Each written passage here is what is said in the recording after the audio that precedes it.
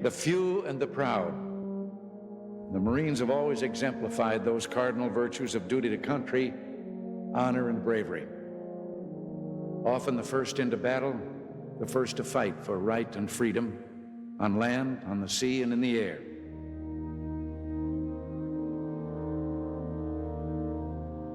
Marines have always been on the front lines of freedom.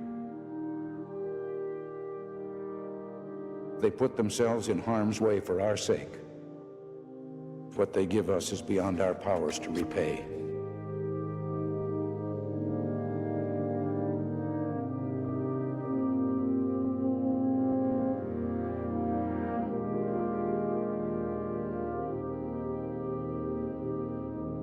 They chose to follow the light of service and selflessness and courage. They did it for love and honor. We thank you for your sons and daughters and your brothers. We thank you for these fine young men.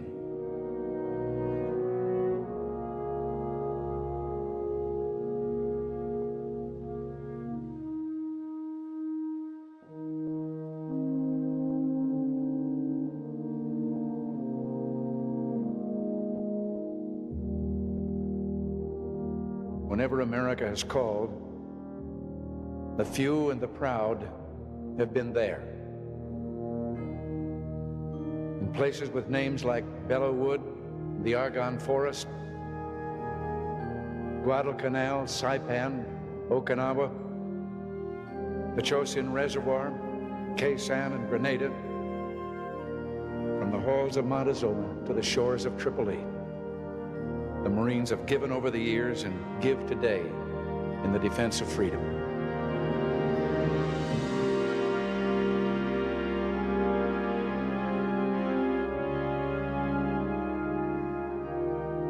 Semper Fidelis.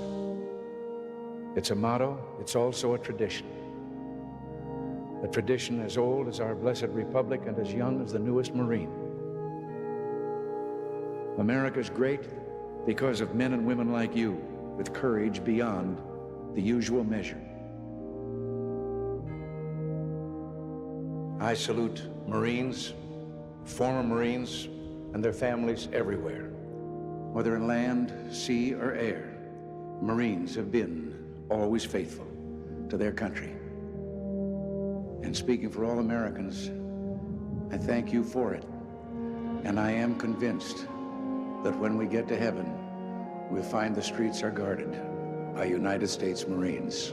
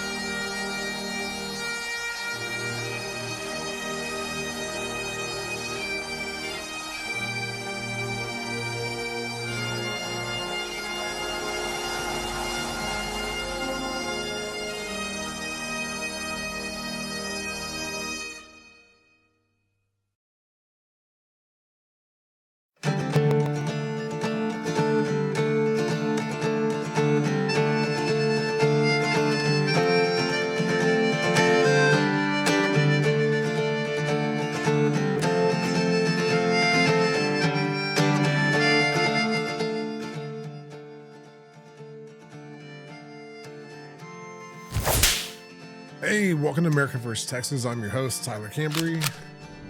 Make sure you like, subscribe, and share this out. It is Memorial Day, May 26, 2026. Send us a DM, please. We want to talk to you. Hit us up. Man, this day always hits me in the heart.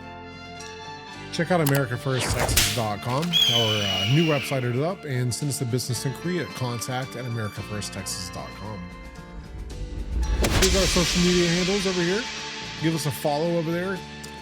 Interact with us. Help us boost up a little bit. And give us a follow over here at Twitch. We got something cool kind of coming up in the near future. You can use your support early. Also, if you like this show, go over to Rumble and subscribe. Like the show. Help us boost it up. That is our future-proof way for keeping the show on air as long as possible. Man. Thanks for being here, everybody. Today is I gotta take this music out. Today's just one of those days, man. Memorial Day. Dude, this day always hits me in the heart. Every single week. Man, that intro got me almost tearing up here a little bit. But I think when you get older, holidays hit different. The reality of the actual holiday, your comprehension of it is much deeper than, when you're younger. And there's just something about Memorial Day that it always hits me harder. Hits me a little bit deeper. My close circle of friends for a long time were all ex-military. One was in the Marines, one was in the Army, one was in the Navy. I had the opportunity to join the Marines with my Marine friend. He asked me to join this buddy system with him and another one of our friends. I didn't take it up. I just didn't think that I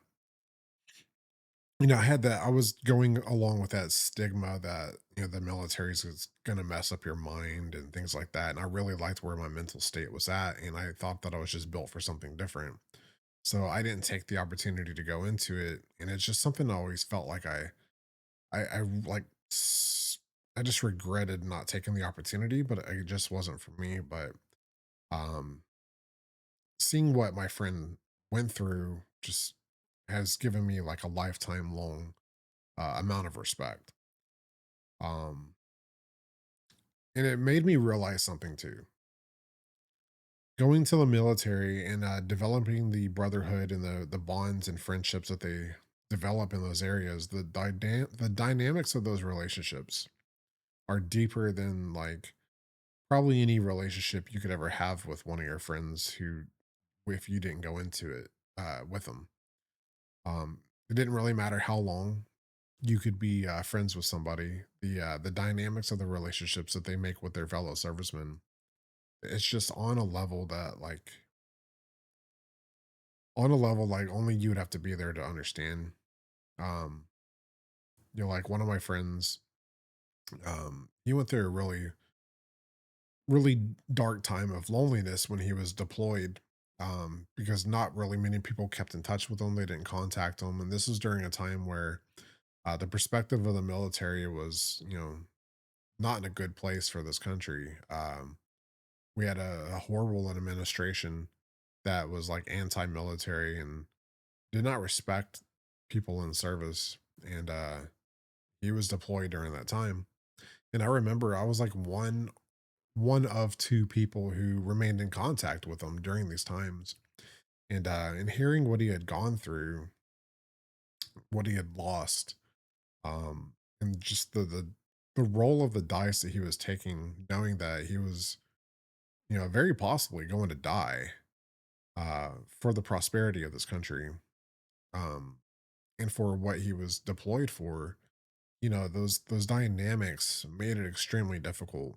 And maintaining a relationship with somebody who's dealing with that sort of instability and identity issue while they're stuck and their decision's permanent. It's it means a lot when somebody like me is there for somebody like them. It means the world to them, especially when they build the types of relationships with their fellow servicemen that you didn't have a foundation of. When these people go into the service, they go through boot camp and training, and there's a melting pot of different personalities in there, and there's a lot of personality clashes, and those personality clashes are they cause a lot of fights, physical fights, and the things they would do to each other when they didn't like each other were, pretty physically violent. And there's repercussions for their actions, but there's a lot of like infighting going on during these times. Part of being a guy, we always fight, but with our physical confrontations usually comes conflict resolution. And one of the benefits of conflict resolution is that you get to realize, man, dude, we're fighting for no reason, just personality clashes or outlook differences. My outlook's better than your outlook, so there's ego clashes. So even though they have these major confrontations with these with each other, they resolve it through getting into a fight with one another. But afterwards, they build a bond that they could have never had before because they were at such differences. Um, so once these bonds are built, they indulge in one another and they become sometimes best of friends. So they've already been through like more than a normal relationship that you've had as a citizen. Because most friendships between guys are not built upon disliking each other. Usually they're built upon common interest or, personality matches, not, the opposite of that. So the dynamics of these guys' relationships with each other is profound. It's very different. It's not a normal circumstance. And the brotherhood that they develop with one another because they were so different at such odds. They're so extreme that the relationship is just harder. It's deeper. It's more dynamic. And so when they get deployed and they've built these incredible emotional bonds with these guys, and they watch one of them lose their lives in front of them, and there's nothing they could have done to stop it or prevent it, it screws up their minds for like the rest of their life. Um, this is what it's difficult about being friends with people from the military. Um, Sometimes it's because no matter how long of a period of time you've had relationships with these guys, they've just been through things that are deeper than the things that they've been through with you most of the time. And managing those relationships over the course of time becomes more increasingly difficult. They've seen things you haven't seen, you would never expect to see. But even though that they know that they signed up for it, it doesn't change the experience. Like any argument that anybody could ever make about like, well, they signed up for it, well, they did so that you could say dumb shit like that, you know. While we sit here and argue and bicker, these people literally lose their lives to make sure that we can sit here and talk shit to one another. So, like, there's just something about Memorial Day that it just hits me harder. I feel it every single year. My heart is like in that holiday. Um, Especially since my close circle of friends were literally all ex-military. It's what I was surrounded by all the time for years. Um, it hits me hard. Because I've heard so many stories and there's so many things I haven't heard, so many things that they couldn't even tell me. Especially when they've opened up and they've confessed things that they've done. And um, having somebody like me there to tell them, to reassure them that it's all right, man. Because if you have a good enough perspective on the reality of their situation and things they've had to do to who they've had to do it to or whatever, being there for them helps them out more than you know. It's never a wound that you can like stitch up and forget about and never see a scar again. It's there forever. These are permanent wounds. Um, but when they actually pay the ultimate sacrifice, you know, it's something that should never be forgotten. It should never be forgotten. And today is the one day out of the year that we're all supposed to take the time and calm down and not fight and bicker. We put out all of our focus on these men and women who have died. Um, is regardless of what your perspective of the situation they were in and what war they were fighting or whatever, it doesn't matter. Um, all that gets put aside because they died. So that's all that you do. Today's like a big funeral day that you shut your mouth today and you thank them for what they've done, living or not. Today's the day you thank them and you give them the utmost respect. You got my utmost respect. Thank you forever. So we've got some pretty cool graphics. Um, so President Trump posted Memorial Day in memory of those who served and sacrificed. I liked that picture a lot. The White House also posted this. I thought this picture was great. I saved some pictures from the government and the administration today that I thought were pretty good. That I was like, saving that. You know, like I said, we've had a government and an administration for so long that was never giving honor to these things that it's now that it's back. I just like to soak it up because we never know what the future really holds for us. So during these times, it's just nice to grateful, you know. I'm grateful that we can observe a day like this and celebrate a day like this together. Melania Trump posted something too. I thought this was awesome. I thought she looked really good in it. Yeah. I don't know exactly where this was. I don't know if this was recent or past. It looks recent. Could be wrong, but I thought she looked awesome. I thought that was a great photo. Big fan of that photo. And then Pete Hegseth, uh, the Army hits 2026 recruiting goal 4 months early. Hegseth says at West Point commencement. So it sounds like that the Army registration recruits for the entire year of 2026, they've or whatever. I guess their goal is 4 months early. So in 4 months they would have hit their goal and they've already hit it. Um, that's incredible. So recruiting is out the roof. Um, things like Space Force are out there now, and the military seems more fun. I think more men are interested. I know women are too. I just don't like women in the military. But um, recruitments are the highest numbers they've been in a long time. And the reason I don't like women in the military, um, when you're a kid and you're a boy, you eventually end up watching a war movie. You're always going to have your first war movie, you know, and the war movie does something to you. It puts a perspective of a potential reality that you have a choice over, that you have a potential fate. It installs a level of fear and heroism into a young kid that, man, that's scary as hell. That could actually be me. You can easily place yourself inside of that movie as a kid. Um,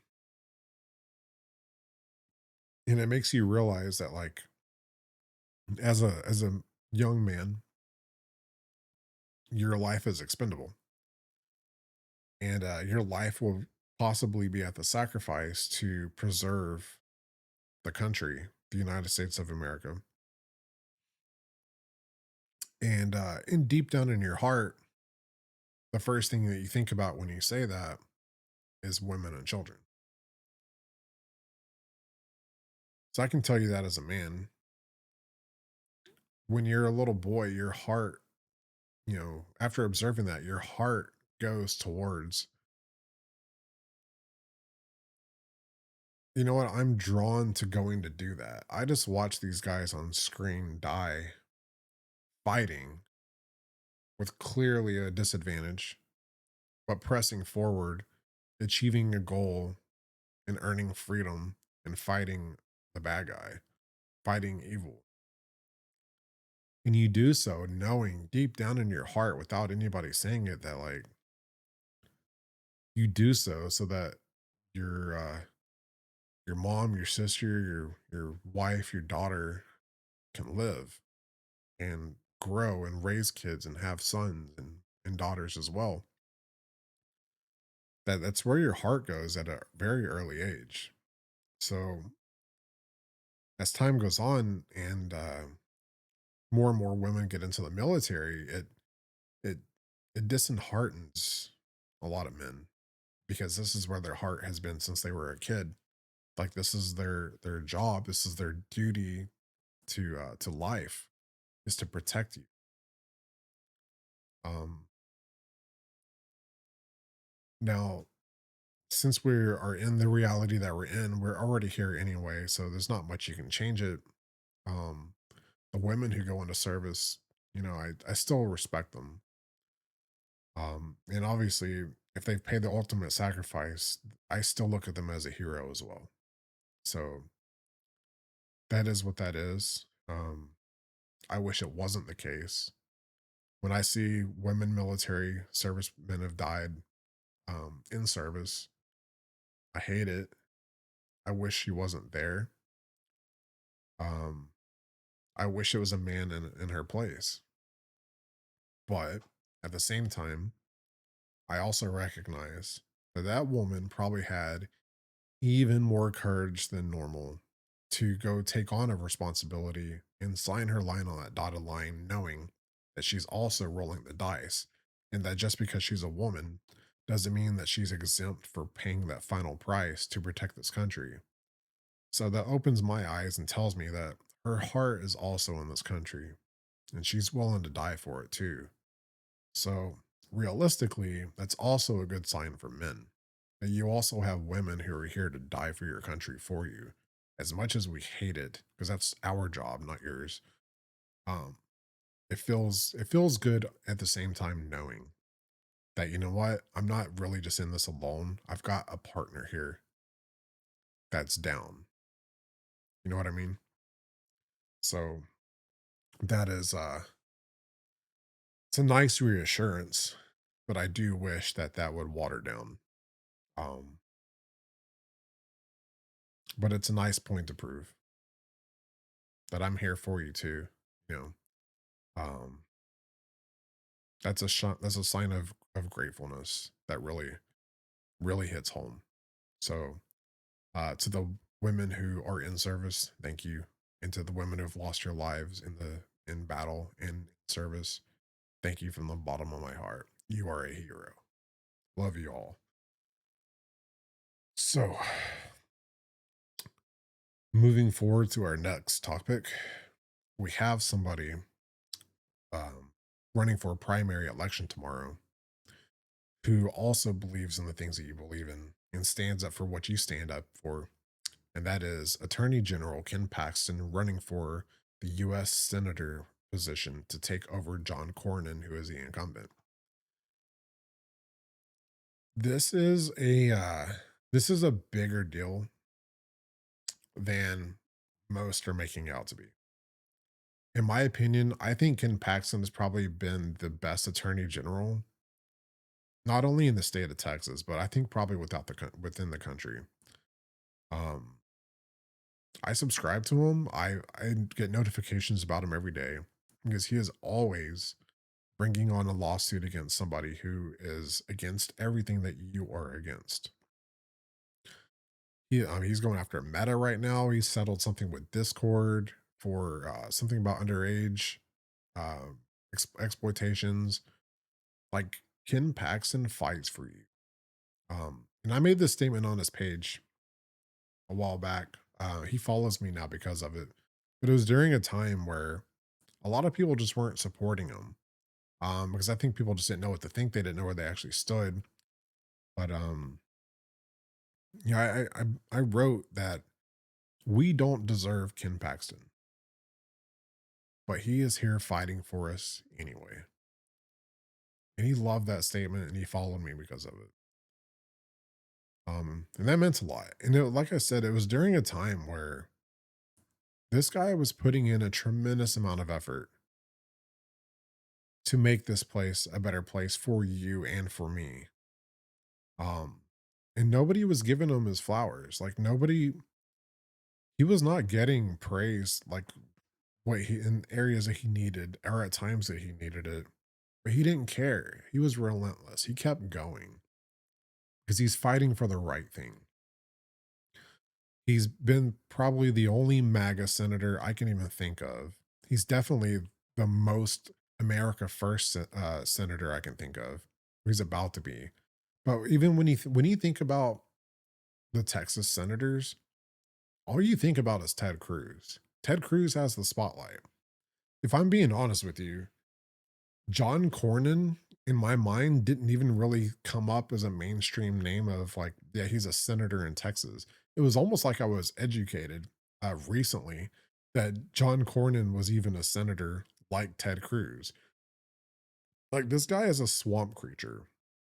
He's been hiding in the gallows, hiding in the shallows, in the shadows, you know, keeping a low profile because he doesn't represent you, but he has a Republican on his name. So he's definitely a rhino. He's about to get hosed. This dude's getting pants. There's no way he wins tomorrow. But still, Ken Paxton needs your vote tomorrow. Tomorrow puts him over the finish line to run for the U.S. Senate seat for Texas this November in the midterms. And Ken Paxton is going to be running against Tallywhacker.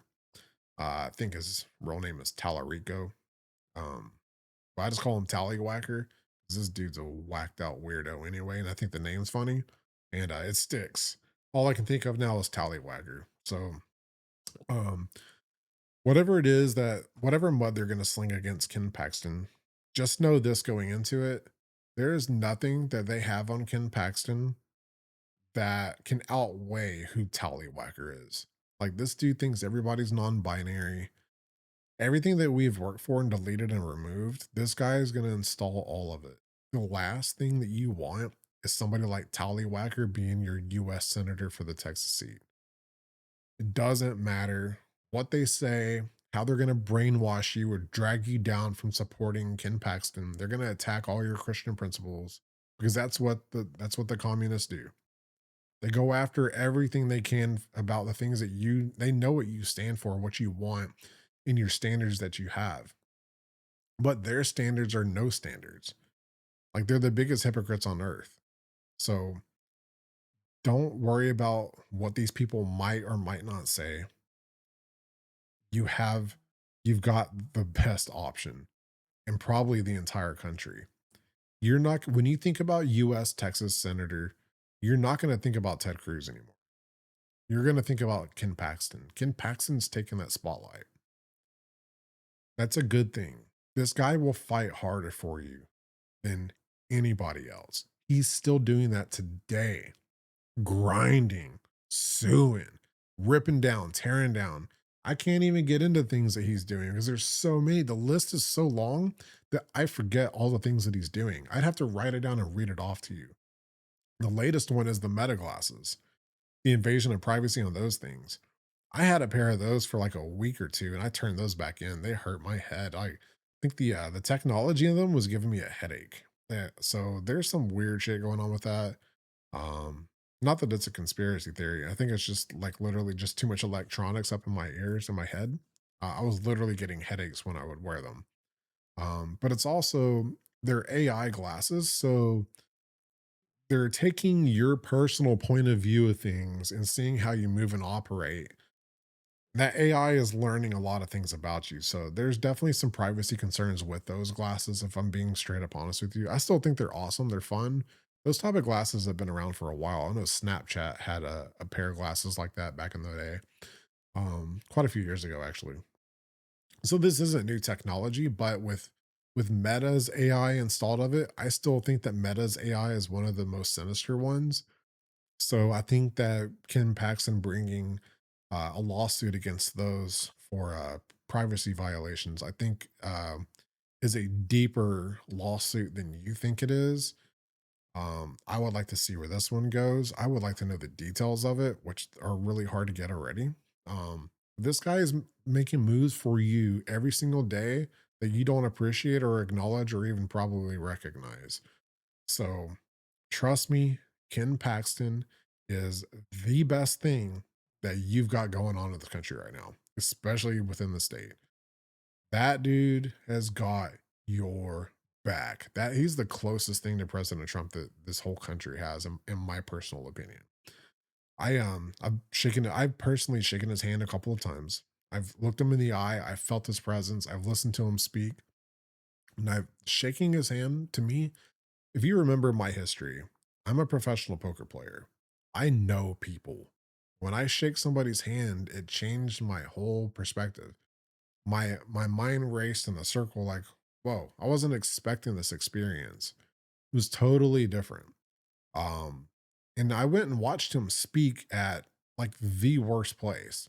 He went up to Denton in the UNT, um, and he spoke with Sarah Gonzalez and one of the chapter presidents for Turning Point in Denton. And the crowd was full of, or probably 50-50. I mean, maybe a little bit less than 50-50, but um, I would say less than 50% of supporters for Ken Paxton and more than 50% were like communist Democrat kids in the audience. And I ended up going to sit on the front row with Ken Paxton to go see. Um, because I felt unsafe back there. Like they were heckling, they were talking like mad trash and like cussing up a storm. Like these were like they were screaming. Like it wasn't just normal heckling. Like you could hear the hate in these kids' hearts. Like, I mean, like deep, deep, deep hate. So like I got out of that crowd and I moved up to the front row to go watch them speak. And as they were calling like the GOP, the president for the Turning Point chapter, he's kind of a chunkier guy. They were calling him fat ass, fat fuck, and all kinds of crazy stuff. And they were like, dude, they were trashing this kid. He was nice, just coming out talking to the people he could talk to. Um, I mean, it was disgusting. So, and even when Sarah Gonzalez was up there, they were pushing back on her a lot because she's a fighter and she'll rip them down with words, and she was doing so. She was tearing into them indirectly, but they hated everything she was saying. But she fought. But when Ken Paxton came up there, this dude was calm, collected, spoke softly, intelligently, and talked to these kids like a man.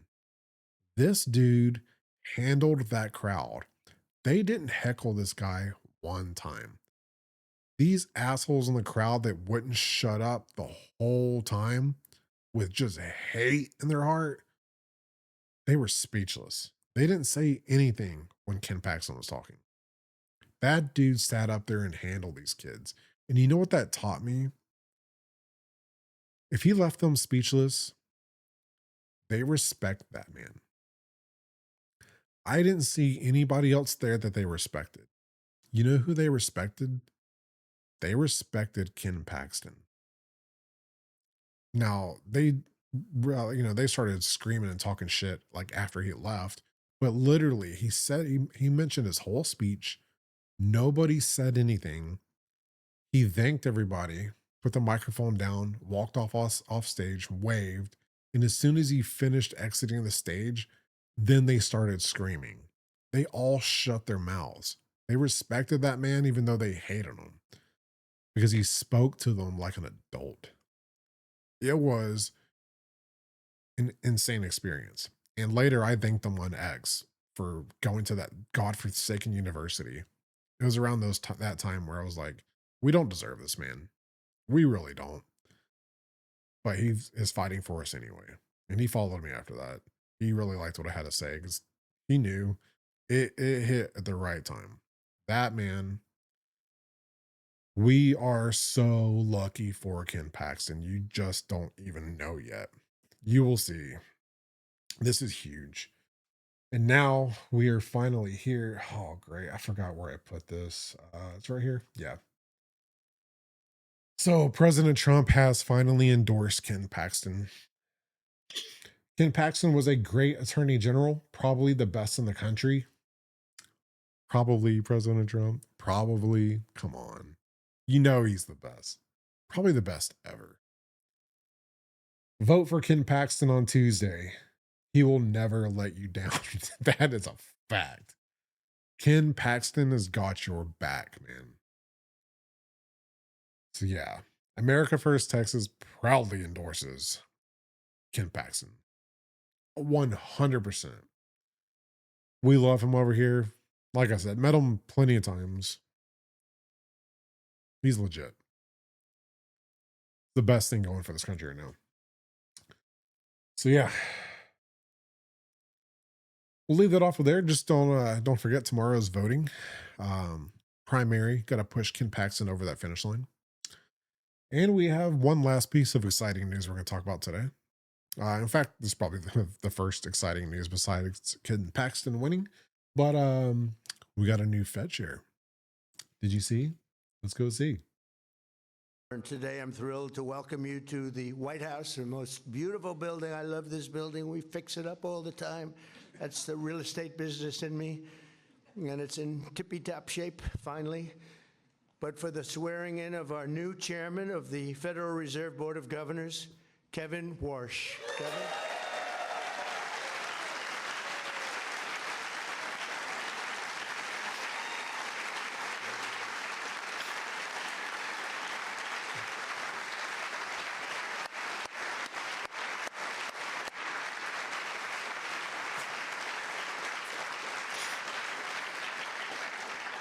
And I expect he will go down as one of the truly great chairmen of the Federal Reserves that we've ever had. I really believe that. I think he's got abilities that very few people have. And today I'm thrilled to. So yeah, Kevin Warsh has now been sworn in. Excuse me. So before you go doing jumping jacks, excited, thinking, well, here we go, cut the rates. You need to know that we've got a little bit of work to do right now. But fortunately, we have President Trump here, and we've got Kevin Warsh here now as well. We have a lot of work to do. Jerome Powell stacked the deck on his way out. If you noticed, last week on his way out, he raised, or I guess 2 weeks ago at this point now, because now it's Monday. But over a week ago, Jerome Powell had the Fed rates raised twice in 1 week. So I think like even mortgage rates went from 6.3, I believe, 6.37 is where it was. You have to check my math. Should have probably prepared that. But rates were around 6.37%, and then they jumped all the way to 6.75%. So he raised them twice, incremental raise. That's what he did during Biden's presidency. He incrementally raised them slowly on purpose, and that was to punish you for voting for President Trump and putting him in office. So you want to know why rates got out of control? It's not because of anything else. It's only because you put President Trump in office and they were punishing you for that. So they bled you dry with interest rates, which robbed us of all of our savings. And that's why we're in the position we're in now. So on his way out, he raised rates twice in 1 week. Last week, we reported that the 10-year Treasury rates or yields were 4.3 to 4.4%. That has already increased again. So now today we're at like 4.5 to 4.6%, which means you might see another increase, or maybe not. That's to prepare for inflation. And unfortunately, it's hard to make that negotiation right now with gas prices being so high, because energy is what increases, a lot of inflation. So right now we need those yields to stabilize before we can drop the rates. It's just tough to make that argument. So they stacked the deck on their way out, and we're gonna have to chip that deck away as we go. But President Trump is saying that he's making a deal with Iran right now and that we're not going to know what that deal is. He'll reveal it when he reveals it. And I think that's a good move. Um, I think leaving the general public out in the dark right now on this at this point in time is a great idea because there's so much convoluted information going on. People like Tucker Carlson and Alex Jones. Everybody has twisted so many people's minds. I think they've not only gotten off track, but they've gotten on a completely wrong track, a completely different mind frame. There's no synchronization at all now. And I think it just needs to fall off a cliff. No information, just stupid speculation. And then President Trump rising up with, here's the information, and just showing you how wrong you are. So I think at this point, we need some sort of shock factor to wake people back up.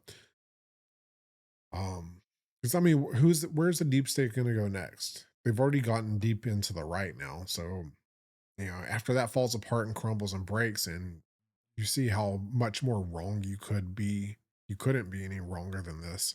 I think we need some sort of shock factor like that to wake people back up. That way, there's not so much like mixed information out there. Who knows who will target next, but they just got defeated again.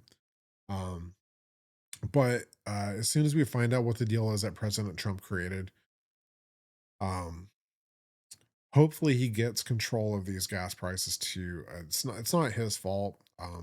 OPEC sucks, and it's like the stock market. They manipulate the hell out of that shit too, and that's what we've covered earlier on the show too. President Trump was telling the oil industry, "Hey, I'm watching you."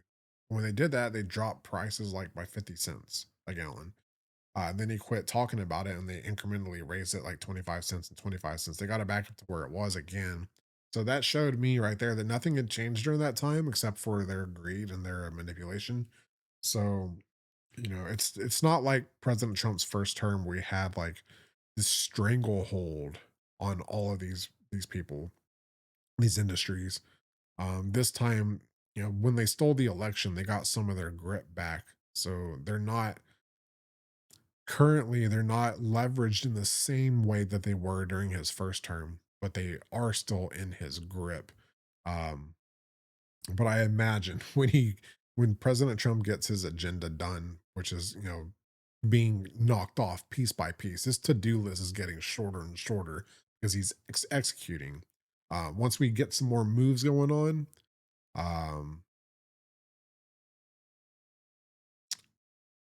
I don't know how your foresight is, but my foresight is like, I see where this is going. I see where this is going. You want to talk about stacking the deck? President Trump is stacking the deck to like our advantage. Oh, and stock market like all-time high.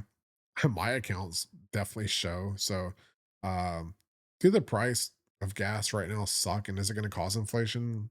I don't think so. I think what didn't inflation hit 3.8%? So it was like 0.8% higher than the average inflation, which is not even a whole percent. Like, who gives a shit? It's President Trump. It's not forever. It's going to come down. So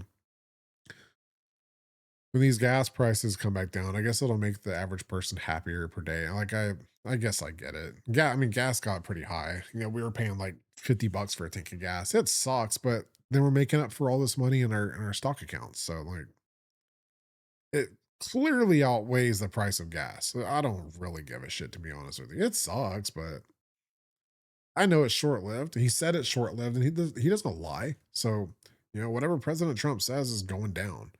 There's some things he can't pull off sometimes, but it's not because of him. He had all the intention of doing so. As a matter of fact, if I'm being straight up with you, it's usually because of you. You don't support him. You don't want to talk about it online, support your opinions, or put your hand to President Trump's back online and push him forward. What's he gonna do? You're afraid to talk politics online. You don't want people to know where you stand. They already know where you stand. If you're not a Democrat and you don't stand with Democrats, they know where you stand. These people picked a war with you. So the more that you get involved and talk online, the better. You're not going to know exactly what you need to say at first. It doesn't matter. Just start talking. When you find out you're wrong, oh well, repair what you got wrong and move forward with a more refined opinion. Oh, now I'm a little more educated. Now not only do I not only have the knowledge of what I'm talking about, now I actually comprehend what it is that I'm talking about. You'll get to that point as long as you practice. But if you keep your mouth shut and just think that it's like the more proper thing to do, it's classier that I don't say anything, you're just going to get run over. Like, you have to get involved, you have to participate. So in politics, I mean, it's exhausting because it's a fight. Everybody gets tired in a fight. That's why people are like, oh, I'm sick of politics. No, you're just out of breath. That's all. You've run out of like ammunition. You've run out of esteem. You've run out of endurance because you're not conditioned yet. But, it never stops, it never ends. So you need to get more involved and fight harder, take your break or whatever, and get back into it and climb that hill again. Next time you'll climb higher. And after that, you'll climb higher than that. It's like a roller coaster. More ups and downs, ups and downs, ups and downs, all the time, all the time, all the time. So yeah, the more that you the more you support President Trump, the more he's gonna do. Like, he wants all these things for you, but you have to support him more. He wants to get rid of the Federal Reserve. He wants to get rid of the IRS. But y'all are scared of that because you don't know what that looks like, which is understandable. Eliminating those agencies, like, that's a shock factor. And if you're not involved and don't know, like, you're not educated on these areas, what could happen, what to do, what to say, then yeah, I can understand that it's scary, but just support it somehow. Even if you just interact by hitting the like button. You know what? I support that freedom. I'll push like on your post. That is supporting it. And then you learn as much as you can. And then you can have conversations later. Well, I think this is interesting. And then you're going to have some stupid ass Democrat tell you why it's not interesting because they want to enslave everybody. They want big government. They want to fund all this shit because their hearts in these areas that they think exist, but they don't. So, they're just stupid. What are you going to do? Literally, what are you going to do? Give them back power and rip all this apart? You know what their agenda is. So just support them. Support President Trump. Don't you want to have no federal income taxes? The tariffs will pay for everything, man. They're already retracting it. They're trying to push it back again. So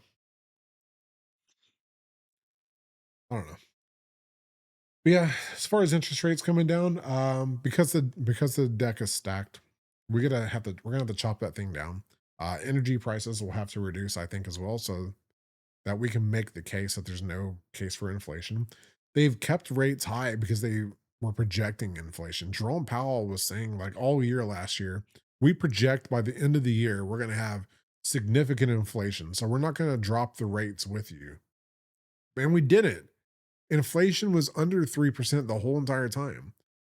What was the average I said it was last? Was it like 2.4% inflation during the average for his entire term already? And that's when he came into it with inflation. So yeah, man, we've been underneath the average and it's going to remain even lower.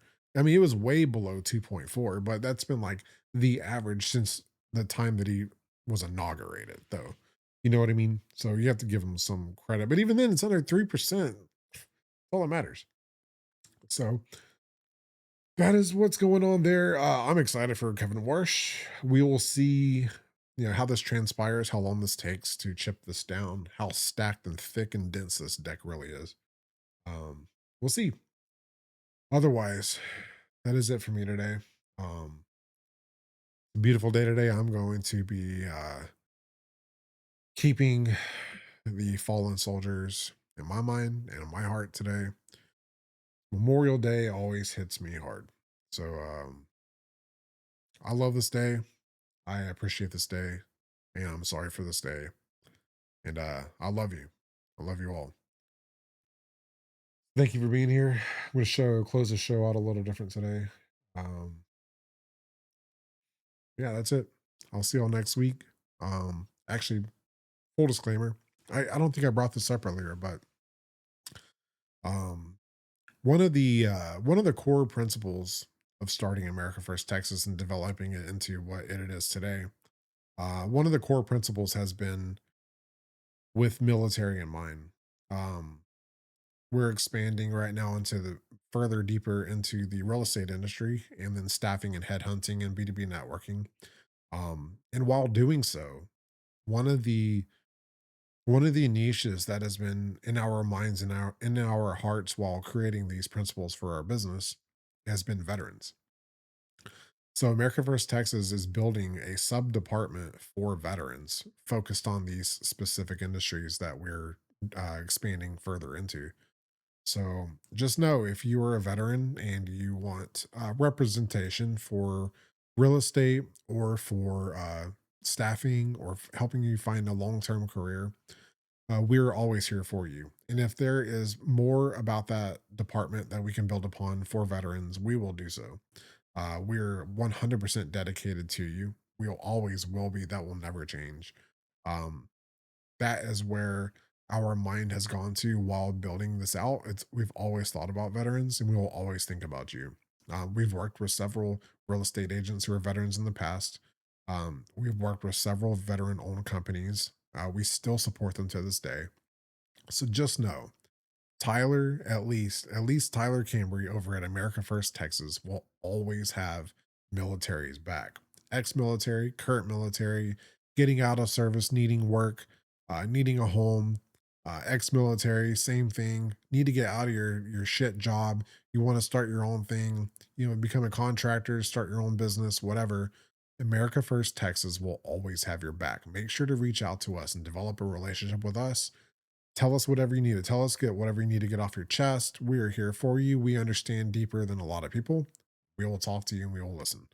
And we know that that helps because we help you every day. So hit us up, America First Texas. We love veterans. That's it, guys. Thank you for being here. You know, tougher episode, but it's a beautiful day. We wouldn't be here without you. Thank you, everybody.